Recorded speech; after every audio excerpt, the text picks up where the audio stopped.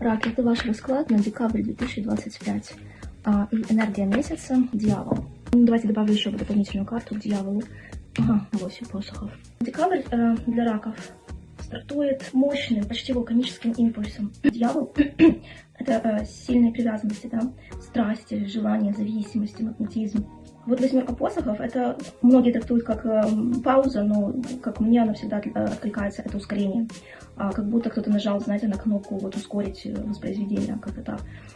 Вместе эти карты создают такой эффект, то, что тянуло вас давно, вдруг начинает развиваться как-то очень быстро. А вот энергия месяца похожа на внезапный прилив, сильный, теплый, но способный прямо захлестнуть с головой, если не держать курс. Что-то вы не могли отпустить или забыть, вот это вот выходит на первый план и делает это резко. Давайте теперь посмотрим работу.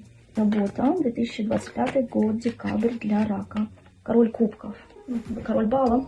Ну, на фоне бурных эмоций, да, месяца, в работе вы становитесь спокойным таким вот капитаном корабля. Король кубков — это эмоциональная зрелость, во-первых, потому что король — это уже статус, да, дипломатия, умение сгладить углы где-то, успокоить там тревоги, да, договориться с теми, с кем у кого мало там получается. И здесь видно красивое вот пересечение, дьявол плюс 8 посохов, да, дают эмоциональный какой-то напор и скорость. Но вот король кубков, он показывает, что вы можете держать это под контролем.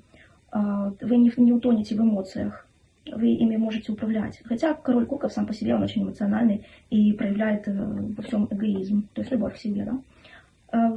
Но этот месяц, когда интуиция становится вашим рабочим инструментом, то есть вы чувствуете людей, а потом уже ведете переговоры мягко, но все-таки король твердо. Хорошо, а теперь посмотрим финансы. Финансы для рака. Паж Пентаклей. Паж Пентаклей приносит свежий росток возможностей, потому что пажи — это всегда что-то новое, новая идея заработка, возможно, какое-то предложение, что-то начало нового, повод попробовать что-то новое, да. Это маленький шаг, но очень перспективный. И если учесть, что перед этим месяц начался с мощной энергией дьявола, да, и стремительного 8 посохов, паж как бы вам говорит: заметь маленький шанс в большом вихре событий. Финансовые вот идеи могут прийти как-то спонтанно, вот на фоне общения, я не знаю, эмоциональных ситуаций или, может быть, быстрых новостей. Потому что кубки — это вода, это эмоции всегда. Хорошо, не бойтесь попробовать маленькие проекты, а вдруг они вырастут, дайте им шанс. И теперь посмотрим отношения. Отношения, которые вас ожидают в декабре 2025. Хорошая, дружественная карта. 6 кубков. Вот здесь энергия становится мягче, светлее, теплее. То есть 6 кубков — это память, это может быть где-то ностальгия, возврат человека или сюжета, какого-то сюжета из прошлого. Это карта о прошлом. И вот очень интересно, как это ложится на дьяволе и 8 посохов.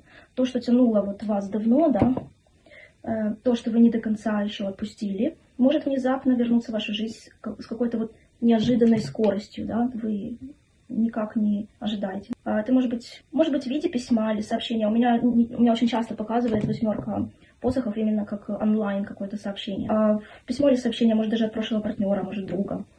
Случайная встреча или возвращение давних чувств. Такое тоже может быть, потому что у нас чувства есть. Ностальгия, которая снова требует какого-то ответа от вас.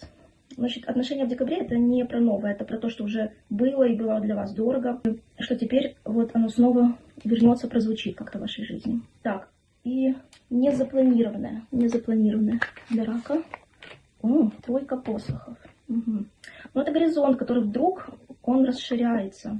Это приглашение, перспектива, шанс выйти за рамки привычной территории. То есть уже в прошлом вы что-то оставили, да, и вы смотрите вперед, вы уже видите дальше горизонт. Ну, вы готовы увидеть что-то новое, вы к этому стремитесь уже. Ну, если давайте учтем предыдущие карты, да, общие, посмотрим расклад. Сильные эмоции и ускорение в начале месяца, зрелость в работе, новые финансовые идеи и возвращение из прошлого. То есть 3 посохов выглядит как результат всего этого. Жизнь расширяется быстрее, чем вы ожидали. Это может быть предложение даже о сотрудничестве, может быть даже поехать куда-то вам предложат.